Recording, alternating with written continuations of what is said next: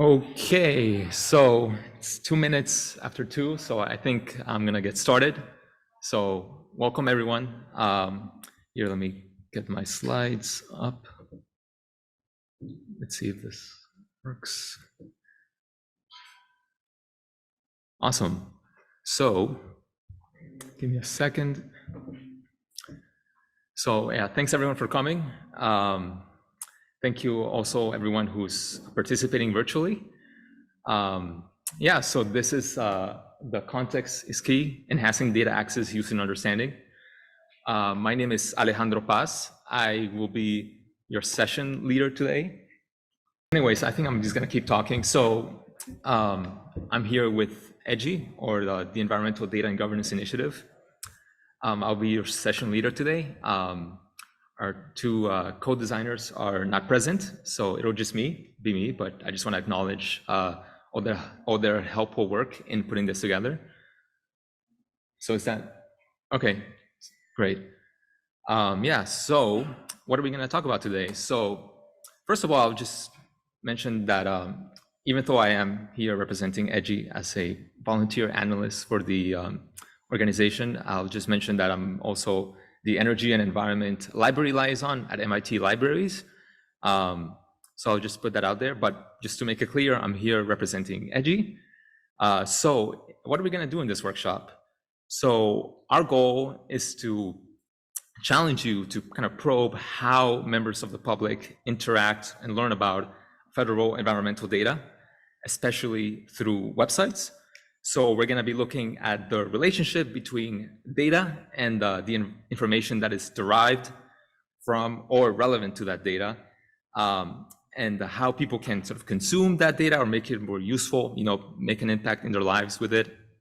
So again, we're hoping to kind of have a conversation about discoverability and usability throughout this session, especially with regards to information about environmental regulation. We're really interested in sort of the perspective of users of government websites and what kind of experiences they have when they look up information online.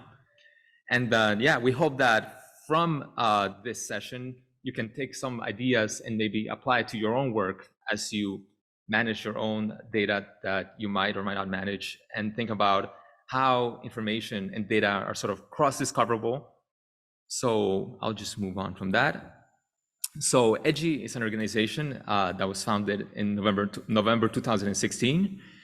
We have more than 50 active members coming from a variety of disciplines in academia, nonprofits, and other institutions. So what we do at EDGI is that we kind of document, contextualize, and analyze environmental governance, especially environmental data practices in the federal government. So we're very interested in sort of building civic technologies and different working groups that make it easier for people to participate in advocacy and petitioning the government, so on. And a lot of this work involves working with government websites or interacting with data portals, examining the ways in which people find information from the government and what they do with it. We have working members who do a lot of interviews of federal employees, although I don't think any of you have been interviewed by our people. But if you're interested in our work, at the end of this presentation, I'll post some links leading to our website. So in EDGI, I work with the Website Governance Project. So we've been around since 2017. Historically, we've done a lot of work documenting and analyzing changes to federal agency environmental websites. So this ranges from EPA to Department of Interior, Fish and Wildlife Service, all of those domains. We've written quite a large number of reports about changes that we have seen over the years. We've written public comments and other kind of technical blog posts where we documented the removal of key climate change websites that occurred during the previous administration. We've revealed cases of the suppression of information related to environmental rules. And recently, we've been doing a lot of writing recommendations for how to improve the information that's found on government websites. So over the years, we've received quite a bit of news coverage or about our work. We've been featured by E&E News, Grist, Nature, and so on. But I just want to point out that also the coverage that was prompted by our reports focused on actions that took place during the last administration. A lot of the controversial changes to websites that we observed are actually allowed by policies that are still in place today. So I just want to acknowledge that the let's say the landscape has changed since the previous administration to the current one, but there's still a lot of underlying issues that we believe that need to be addressed in the realm of federal information governance. So moving on, I just want to quickly point out, say that today we have been focusing on, creating, writing reports that provide recommendations for improving the provision and preservation of public information. So we're very interested in, for example, ensuring that government websites are archived and that they can be easily accessed afterwards. So if a web page is removed, that people can still find it later. We want to improve, or we want to help the federal government improve its science communication. And we're also interested in safeguarding public scientific information from interference during, let's say, sensitive procedures like the federal rulemaking process. So for example, several years ago, when EPA proposed repealing the Clean Power Plan, there were several web pages about the Clean Power Plan that were unfortunately removed from the EPA's website. And while they were technically speaking still accessible from EPA's web archive, it was nevertheless a significant loss of access that potentially might have affected a lot of people that were drafting public comments. So, it's one of those things where a lot of people depend on the government's web to get information that might be procured from, let's say, other places if you're a subject matter expert. But as a general member of the public, really it is the government web is the go-to place for a lot of important environmental information. So in this session, we're going to be looking at several websites, as well as several government data portals and landing pages.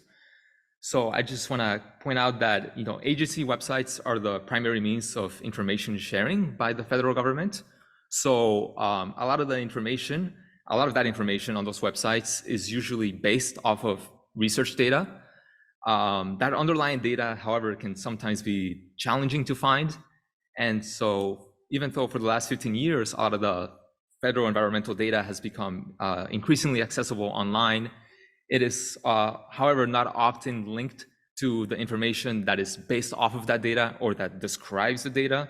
So, for example, even if you can, let's say, find government data online, it can be difficult to understand what it was created for or what the government has used it for example.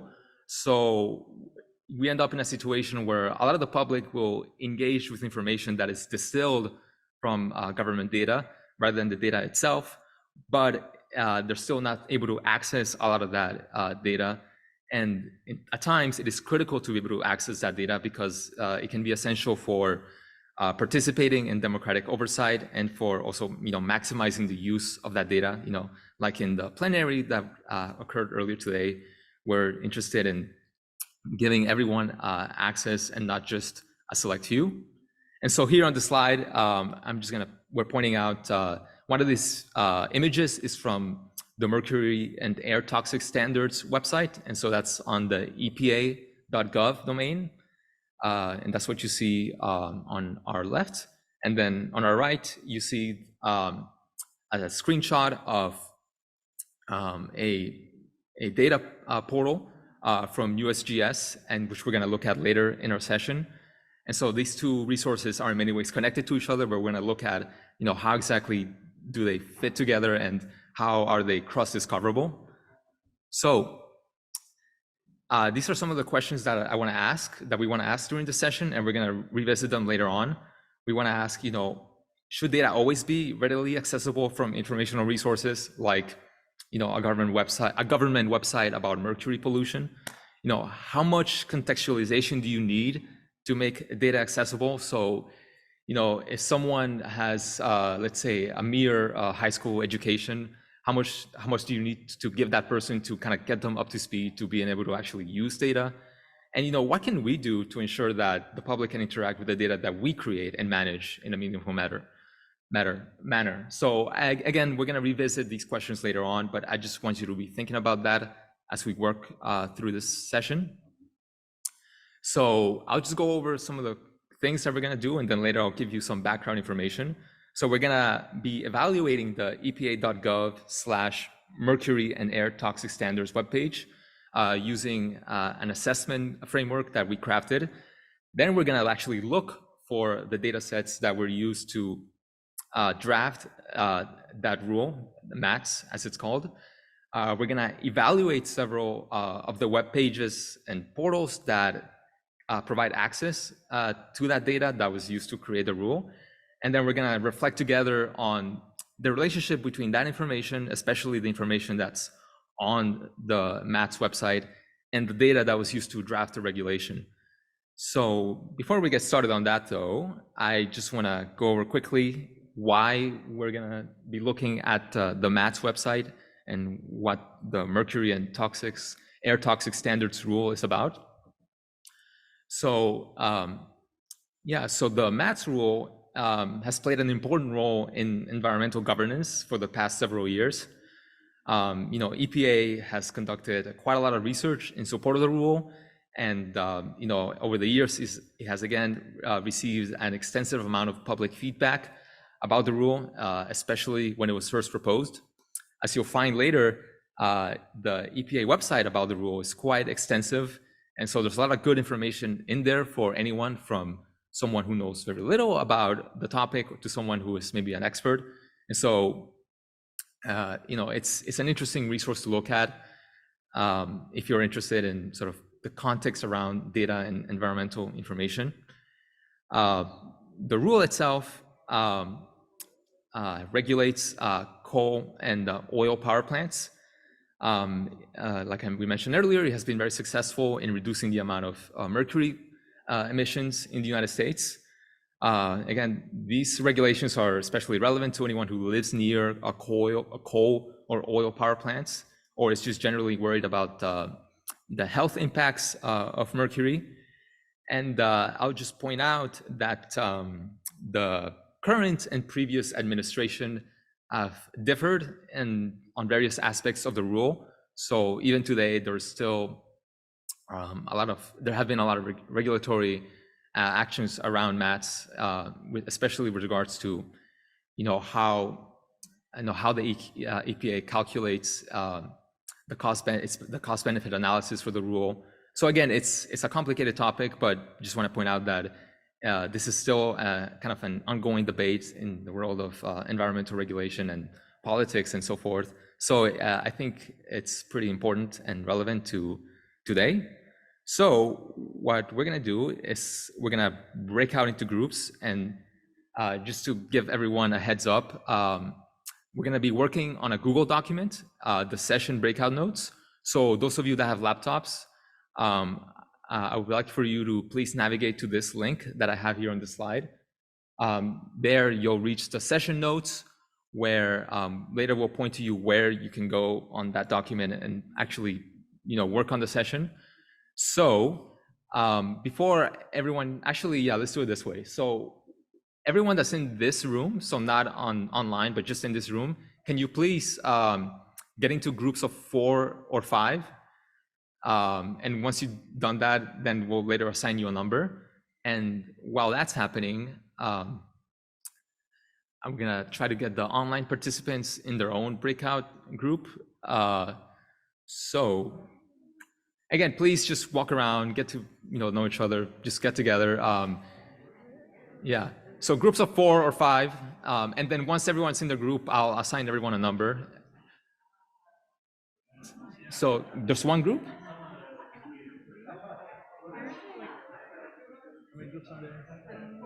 But there's really only yeah, let's do 2 groups. So if you can.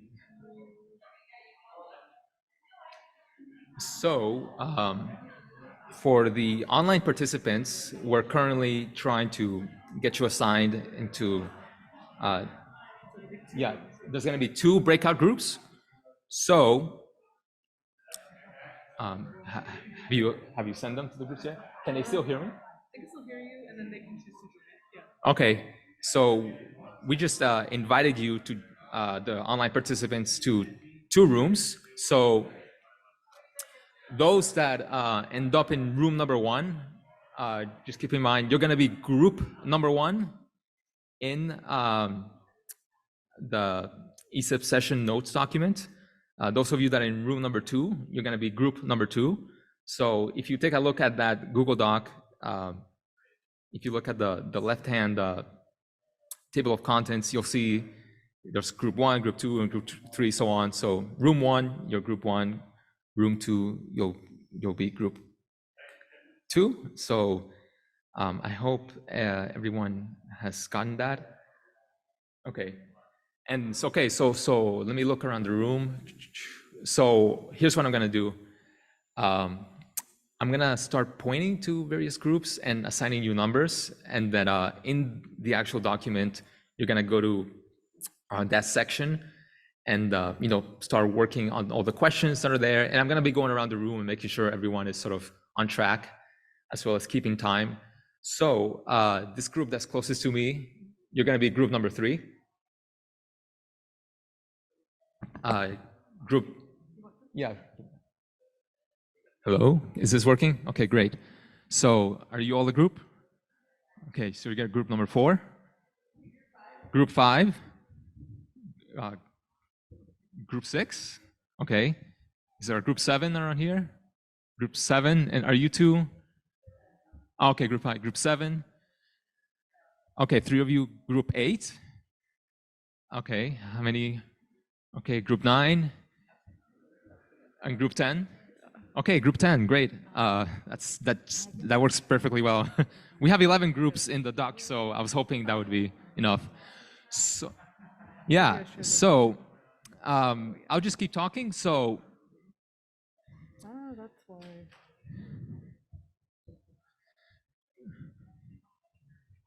okay.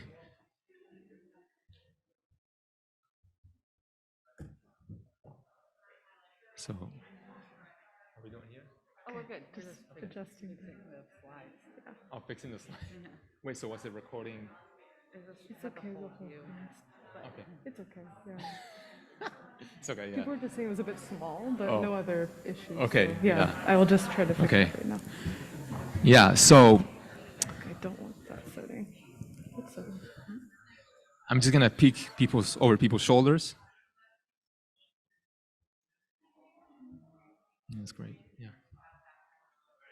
Yeah. Yeah. Yeah. Yeah. Oh yeah, you don't have, can you click right there? You see the little button? So, yeah, so can you scroll down on the left-hand side? Right, yeah, go to group 6, keep scrolling. Oh, did she? Oh, there you go.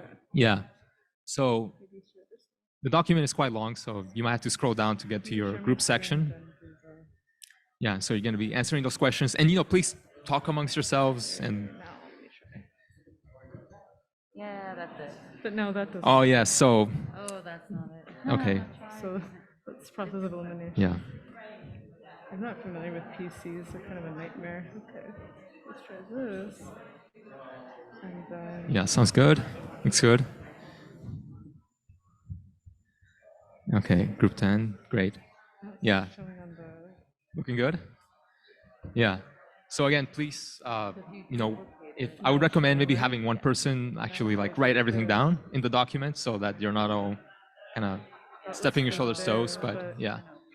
Yeah, that sounds good. Still doing the full screen thing. Yeah. Maybe I need to share a different window. Share. I need to share. Mm-hmm. Yeah. This. And please, like treat It's complicated. Is this? yeah. Yep. Yeah. Yep. Yeah. Well, thank Okay, God we we figured got it it. Yeah. out. I So hope take a good so. look at the Yeah. website, everyone.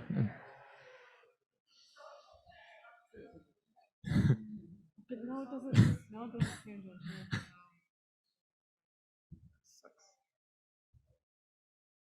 Okay, let's see where we are. Okay. Sorry, it was the setting was not. It was showing the wrong screen. Like it was showing the whole desktop versus just the. It came through really clearly, but I think it's. So do you feel like the people who decided not to stay in a breakout room understand what they should do right now or how they can contribute? Because I went to room 2 and everybody in room 2 left. I think everybody So- consolidated into room 1 who was active. Is that okay? We can just have. them Okay. in one room. Yeah, that's fine. That's fine. Yeah. And so I'll if there's- assign people that join to that room. Yeah. Okay. Yeah. I was like watching It's gonna be a that little bit happen. hard for them. Like, maybe it's okay. The good thing is that group number 1. Yeah.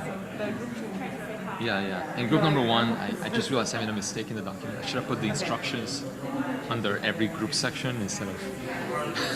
But it should be fine. Yeah. It's okay. That's not your problem. I can broadcast a message. What's up? I can tell them a message. Like, Yeah. tell them. Like, Yeah. Yeah. Please tell them that. Yeah. Thank you. Yeah. Yeah.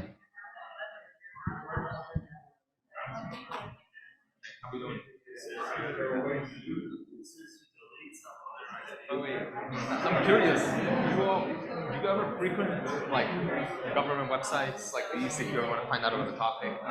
Always fascinated. Yeah. Like. Yeah.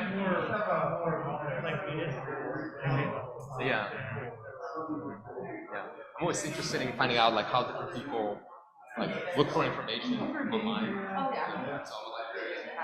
So oftentimes like people will look online first and then they'll come to me and so on. But yeah. So and if the questions do the questions make sense? The ones on the doc? Yeah.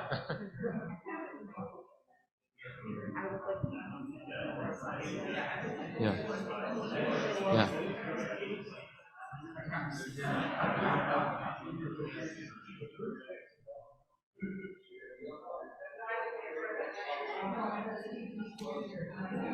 Yeah. Oh yeah.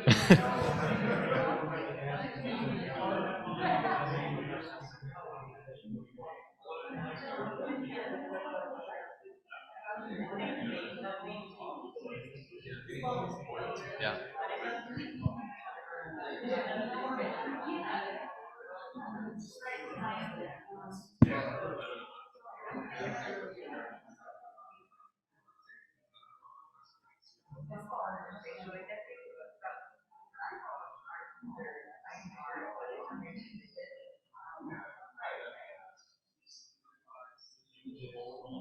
You're writing your answers down in the document?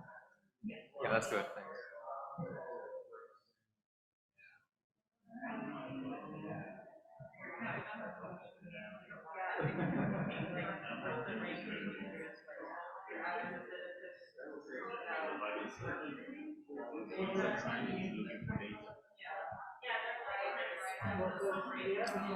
We go a little bit forward. people are into it. Like, Yeah. this is great. Yeah. It's so hard to know. Like, this is yeah, thanks. Yeah. I mean, it's so hard to predict how it's gonna play out. Especially. Yeah. Looks like it's working. I'm really glad. And especially it's so hard to do. And we know the federal agencies they research how users interact with their online content. But we don't know exactly how they do that. Oh, I finally found the right. Oh.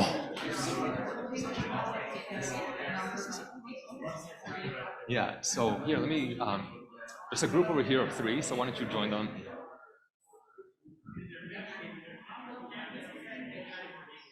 Yeah. And so I'm Alejandro. You're Joe. Jeff. Oh, cool. Yeah. So now.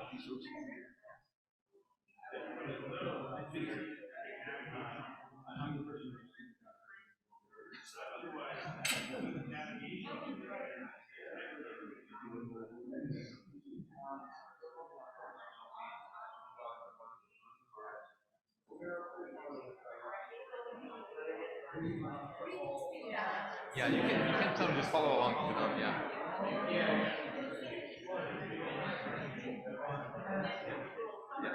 So we're evaluating like the content of the website, and we're gonna revisit some of the same stuff that you'll find there. And yeah, usability, accessibility, it's like the links and stuff, what kind of information you find there. And eventually, it's gonna connect.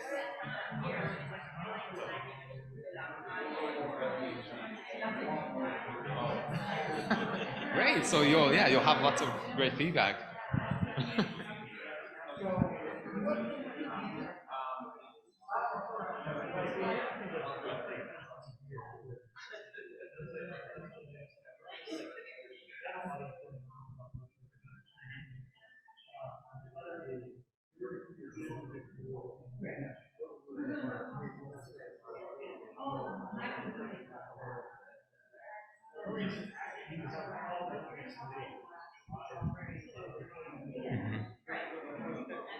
Yeah, they're writing stuff down.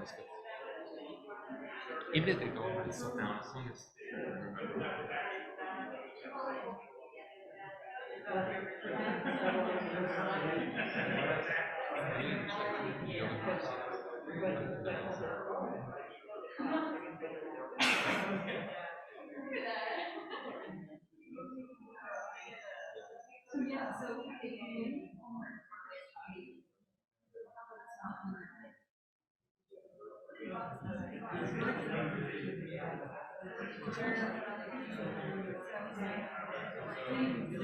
And give them a few more minutes, and then tell them to start getting ready for the next session.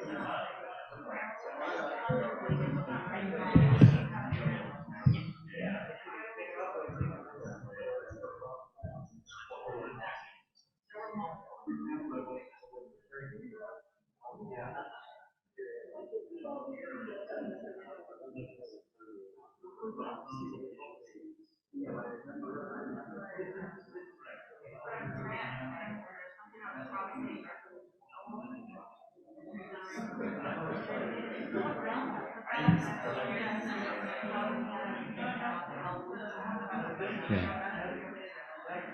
Yeah. Hi, everyone. So let's give it one more minute. If it's okay if you haven't gone through all the questions, but let's just wrap it up in 1 minute.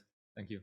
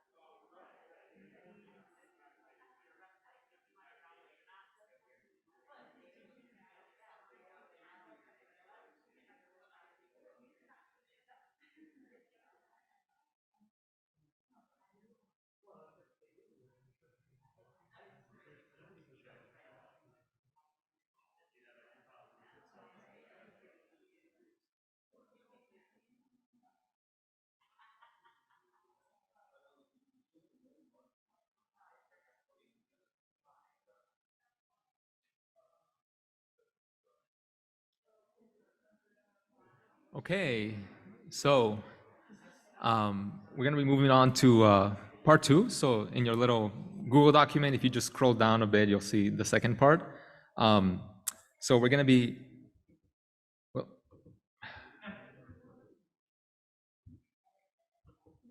is that, oh, okay, great. So we're going to be looking at, now what we're going to be doing is we're going to be looking for some data. So this will loop back to this first exercise. So using whichever method you like, whether that's Google searching, maybe DuckDuckGo if you're interested in privacy, however you look for data, try to find some of the data that EPA used when they drafted the mercury and air toxics standards rule.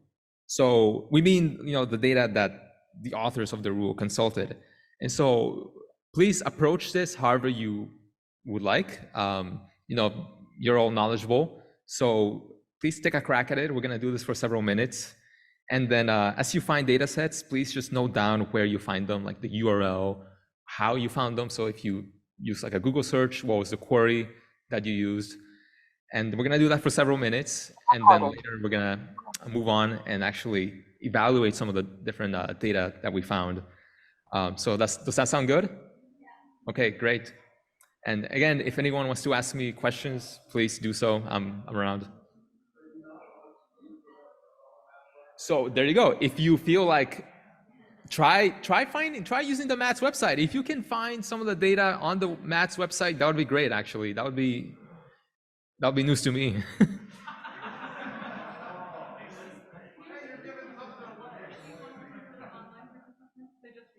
Oh, okay. All right. Okay. Yes. So for the online participants, so we're moving on to part 2. So if you just scroll down in the Google document, you'll see it'll say part 2. That's part 2, section 1, looking for data. So however, using whatever method you prefer, try to look for the data sets that EPA used to draft the mercury and air toxic standards rule. And just to be more specific, we mean the data that the authors used when they consulted with each other when crafting the regulation. So please take a crack at that however you would like, whether it's using a search engine like Google or DuckDuckGo, or whatever other methods you use when you look for data in your work. And as you find or try to find some of this data, please note the URL of any of these data sets, as well as how you found it. So if you encountered something, let's say on data.gov, please just write down how you actually arrived at that data set. And as always, if you have any questions, please just ask us using the Zoom chat function. So anyways, I hope you have fun doing that. So in just a little under 10 minutes, we're gonna get back and move on to the next section.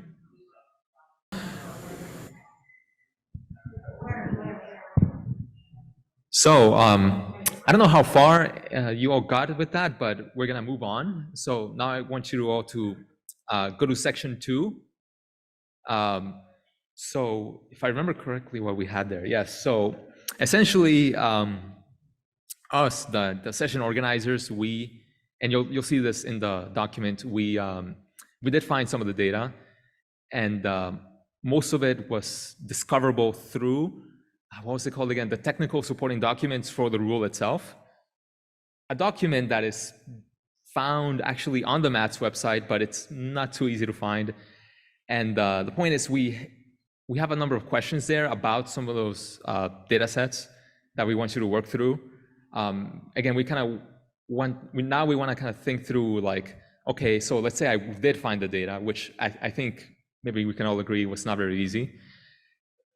Is this data in any way, is it easy to access? Can regular users actually understand what the data sets are about? Do any of them point back to, let's say, this website, the MATS website, or even indicate that the data has been used in environmental rulemaking? So all of these questions that are in that section of the breakout notes, that's what all that is about. So please start going through that. And again, I'm going to go around the room and see where everyone's at. So yeah, if anyone has any questions, please ask me. I hope that makes sense. So, Okay, great. Hi, so for those of you participating online, so we're gonna now move to section 2, titled Evaluating the Data. So again, we at Edgy, when organizing the session, we did actually find a lot of the data sets that were cited in that were used to craft a rule.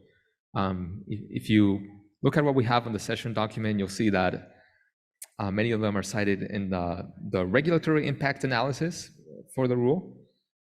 Either way, we please work through this section of the breakout session notes. So just like before, we're going to be answering some questions. There's going to be a lot of links that you have to click through. Again, if you have any questions about what we're doing or why we're doing it, or if you get lost, please just ask us in chat and we'll help you. And yeah, have fun. Okay, so thanks everyone for participating in that exercise. So we're now gonna move on to our discussion section. We're gonna come back together.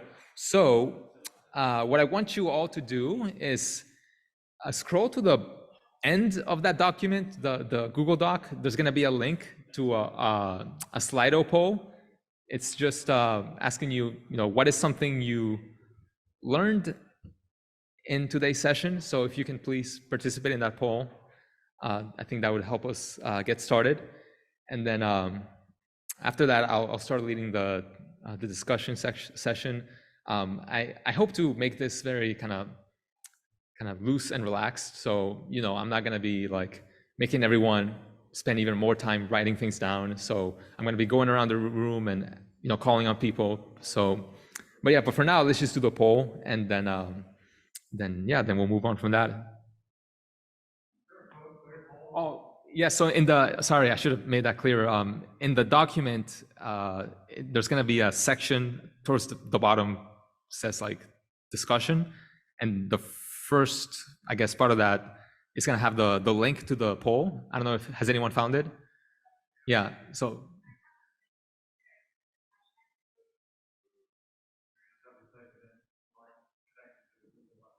Oh, right, of course. The hashtag code. I don't think, let me see, hold up. Right. I'm just gonna, I can just quit sharing, right? Or Oh, yeah, you can escape. escape and,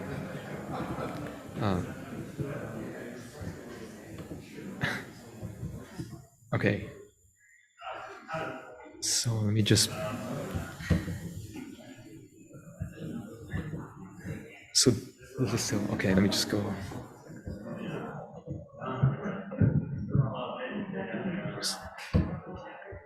Okay, so.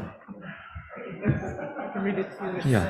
hashtag 1266778. Okay. So if you look at the front, we have the hashtag code for Slido. Those of you that are. Oh.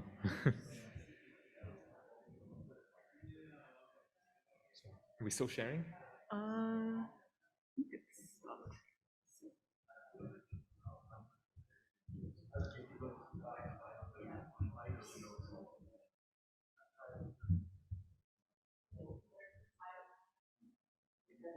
Cool. Cool. Share.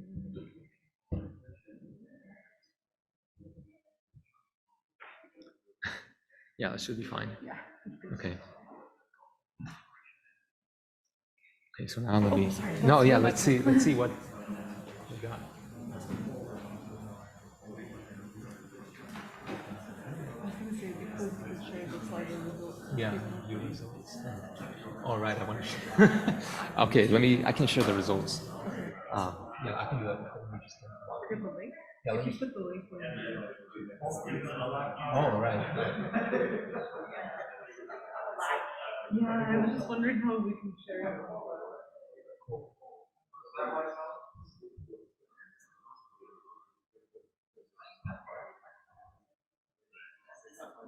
Oh.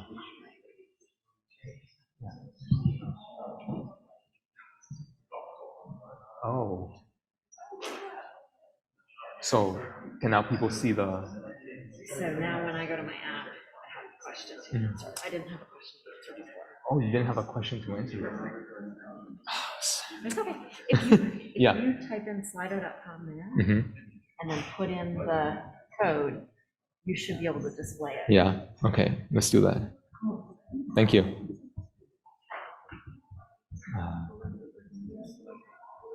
I'm just trying to get to a web browser, so. Okay.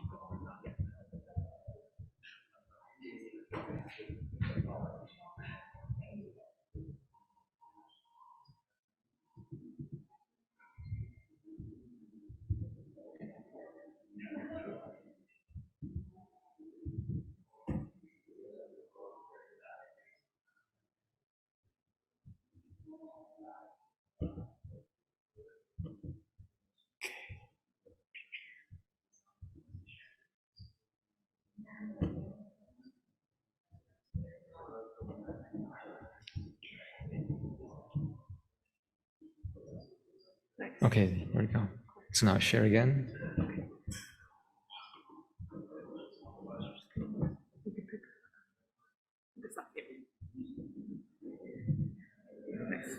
Okay, so let's see.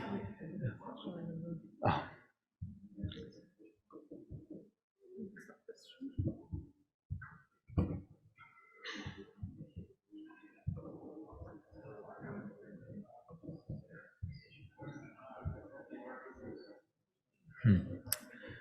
Maybe move mix up. No. Okay, so Close. He just closed that. yeah.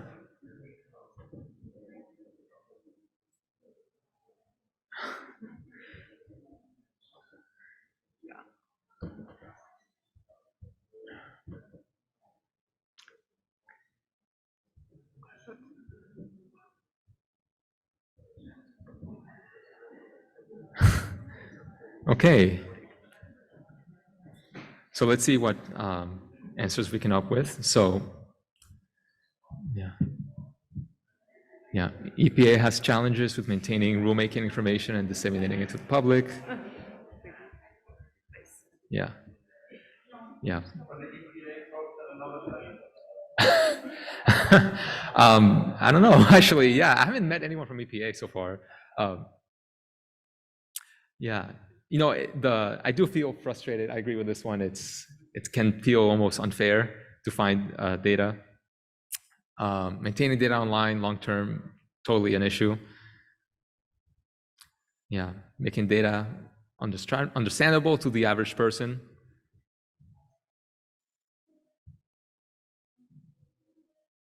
Yeah.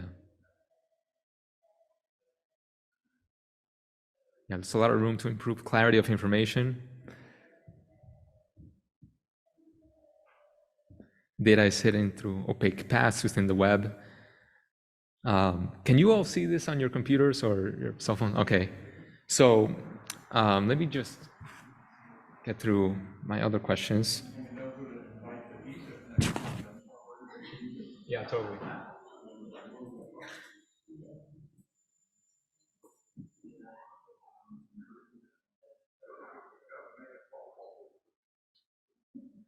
Yeah, so I guess I'm gonna start calling on groups.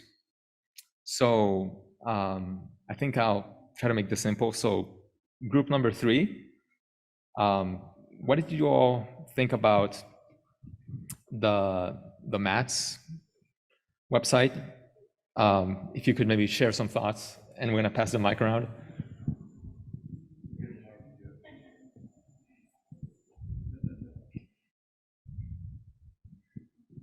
Yeah, so at first glance, it seemed like a good resource for very introductory information. There were good links on the homepage for finding out more about various topics that would be of interest to like an average citizen, but not much linkages or not much of underlying data or where they're getting the information from or linkages to where they got the information from or data sets. So yeah. Yeah. And I'm curious. And obviously not updated. That kind of makes you want to find some other source of information. Yeah. I'm curious, do you think that data should be accessible from the website? Do you think that's a reasonable expectation or? Well, a member of our group that had to run off, he kind of had a really good point of like making varying levels of access. So like the homepage is just for anyone. And then you might go to like a web tool or some sort of visualization that shows you the data. And then from there, most people would stop right there. But if you understand data and want to process it or reproduce it or go into it deeper, I think there should be some linkage to the underlying data. But not, it might be confusing to have like a lot of technical information right at the front. So I think there's nothing necessarily wrong with the way they have the website set up, but just the linkages are confusing. If they were less confusing, I would be fine with it, I think. Did you guys have any? Yeah. Also, seemed like the data access was organized around the EPA process and not necessarily how scientists or other audiences would expect to find the data. So you need to have organizational knowledge in order to use it. Oh, interesting. Yeah. Yeah. And obviously nobody here works at the EPA, so maybe we were missing that knowledge. Yeah, so can you pass the mic to group number 4? So I want to ask group number 4, how did you feel, thank you for holding the mic. Yeah, how did you feel looking for the data that was used to craft the mercury and air toxic standards rule? Can you maybe talk a little bit about your experience? Like, was it? Well, I mean, it was super frustrating because you didn't even know where to start. And, we kept running into dead ends. And so I think we discussed we would have given up long before. So okay, interesting. Did you, can you maybe talk about where you looked or how you searched? Sure. Well, we tried to, you were doing the best job, I think, of your search. I was doing some in the Google search and taking like the title of the standards and associating it with EPA or with USGS, and then back to taking out where the Federal Register was and doing searches on that and going to pages that looked interesting, and even went to Wikipedia, which went back to the website that we were on, fortunately, on some of the first references there. And did you feel that was fruitful or? Well, we found interesting documents. We found pages we thought might lead us to something, but it didn't. One thing I noticed that I guess wasn't with the Federal Register is that I found something that said, how you write that up, but nothing in there has like a sources or references section, which would be useful for any of the Federal Registers. Yeah, that's an interesting idea. Yeah, making the Federal Register actually contain links to the data. Yeah, that's something to think about. So if nobody else in that group has anything to add, maybe we could, I'm just gonna call on people, group number 4. So I'm curious what you thought about the environmental dataset gateway. So that was the EPA sort of dataset search portal. What did you think about that? How did you, what was your experience using that? Yeah, I think the search was fine. If I recollect, I searched quite a few on the other websites as well. But yeah, so that particular one, the gateway was fine. The searches were resulting in some data sets, and I think it led to a map interface of some sort for download, where some of the things we thought should have been indicated is some disclaimer that says, the validity or how good is this data set on quality side of things. Any subsequent analysis that has to be done would be hard because then you'd have to really download a lot of data set down. It also linked to some programmatic ways of accessing the data, which I think a lot of scientific community or researchers may have without IT background may have issues. I think there were some XML embeds that could have led to direct data sets, but it didn't. And I think overall, I think could have been better, I think. Okay. And let me call on somebody else. So did any of the groups take a good look at the regulatory impact analysis for the rule? Anyone? We took a look and saw that it was 510 pages, and then we closed the tab. Okay, fair enough. Yeah. No, right. Yeah. I mean, obviously, it's a huge. It's a beast. But I'm curious. So, if anyone feel free to answer this? Do you feel like that is a? How would you feel if you had to actually look through that document to try to find the data? Like, does that feel like a reasonable ask as professionals, in your opinion? That you think, no, I'm getting some thumbs down. It seems to me like that, sorry, that was slightly savage. It was prohibitive, and I think not a good use of someone's time to have to go through that much information. Yeah. And let's see what else. Oh, yes, if anyone wants to maybe answer this one, maybe group 5 or group 6. I'm curious, did you all take a look at the environmental mercury mapping, modeling, and analysis project webpage? Did you guys get to that? The Emma, as it was called? Did you look at it? Okay, so maybe the group behind you, I think they might have. Oh yeah, so the question is, did you get to that part of the workshop, and what did you think about that webpage or the? Well, I couldn't find it at first, so I had to actually use the link in the notes. And even then, it wasn't very useful. It was more an explanation of a thing that didn't really exist. Yeah, and I'm curious about this. So, suppose this was real life, how would you try to address that issue? Like, if you actually found this and wanted to get the data, like, what would you go about to trying to like resolve it, right? I mean, I'm guessing that you weren't able to actually access the tools. Like, how would you all deal with that situation? Would you simply move on, look somewhere else? Would you try to? Wait, hold up here. Okay, can I respond to that very quickly? Yeah.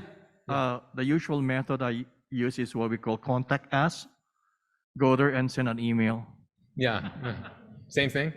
Yeah, send an email. Okay, yeah. So I guess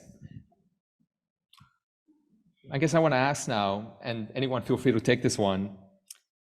How do you feel about, I guess let me reword this. Should data always be accessible from informational resources like websites, like government websites? Like, what do you all think about this? Is that a reasonable ask? Does anyone want to elaborate on that maybe? Yeah, I think I would say having a central repository of data set across all federal agencies, having authoritative data sets, right? So USGS has it, NOAA, NASA would put it in a common repository, and there would be a supporting catalog where users can search. Be far much easier than just going to individual groups and then searching for data set. Yeah. I strongly disagree. Sorry.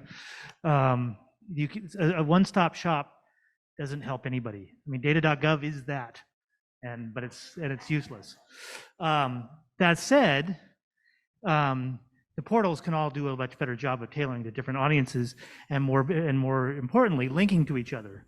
So all that needs to happen is they need to cite the data. So in publishing a rule, if it's based on data, they should cite it. They say, after extensive research, we did this. Well, where's the research? So you don't need a central repository. You need a system for linking things. And we do that through persistent identifiers. If I may just add to it, Yeah. yes. So yes, great point. Linking data set would be good. The problem is the collaboration that should happen would be really a far-fetched thing. You know, groups and individuals within the organizations are having a hard time putting the data in the right silos. And now we are talking about expanding it across all groups. So some hybrid approach might work, I would say, you know, partial 10 data sets from certain orgs could go as authoritative data sets on a central repository. And for everything else, we have, you know, these individual groups maintaining those. But just my thought here. Mm-hmm. Oh, online. So, okay. Yeah. So, do you want a mic? Oh, yeah. Let me check. Yeah. So I'm just gonna.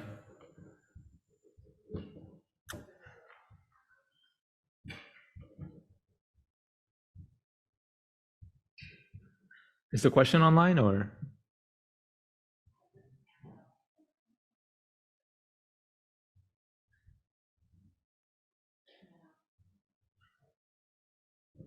No? Oh. Oh, okay. Hi, this is Ruth Dewar online. I was trying to add a comment to the previous statements, which was basically that half the problems we were running into was that there may be cross links that exist, but actually individual websites at government agencies tend to not exist for very long. And so there's this whole problem of link rot and things that used to be available aren't available anymore. And the whole question of data and information maintenance and how much of a budget of an agency should go towards that. Because obviously right at the moment, not nearly enough. Yeah, no, that's a good point. I mean, it's hard to know like what kind of a return on an investment you would be getting if you were to invest more in that. So that's always something that I think I at least I would be interested to know more about that. But you know, measuring that would be, I think, kind of difficult. But yeah, it's good things to think about. So yeah, so I'm interested. So what kind of feedback do you think you could provide to, let's say, EPA about this case study that we did here? I'm curious if anyone has any additional thoughts about that. Yeah. Hire more ESIP members. So yeah, hire more ESIP members. That was hire more ESIP members. So again, I don't want to hold anyone up for too long, but I just want to say, you know, thank you for coming. I hope this wasn't too much of a bewildering experience and that you can take from this session something that you can apply in your work. I just want to acknowledge very quickly, and I hope you all can see this. Oh, it looks like I closed the PowerPoint document. I just wanted to point out that we just looked at a slice of the, you know, EPA's website as well as, you know, the overall government webscape. So I don't want to imply in the session that what we looked at today was representative of all of the government, federal government. There are a lot of great websites out there that I think do a great job of linking users to different kinds of information, including data. So if you look at our slides, which were a link to from that session breakout document, we have a few examples of that. So again, I want to end on a positive note. I also just want to say that I hope this session has maybe helped us think about this, the ESIP meetings theme of data for all people. Again, I want to thank everyone again for coming. And please, if you found this interesting, or if you're curious about some of the research that we at EDGI have done around this topic, some of our reporting, please check out our website. That's envirodata.org, if I'm not incorrect. But yeah, so if you have any feedback about this session, also please send me a message on Sked or however else you can. I'm always curious to find out what we could do better next time. But yeah, thank you.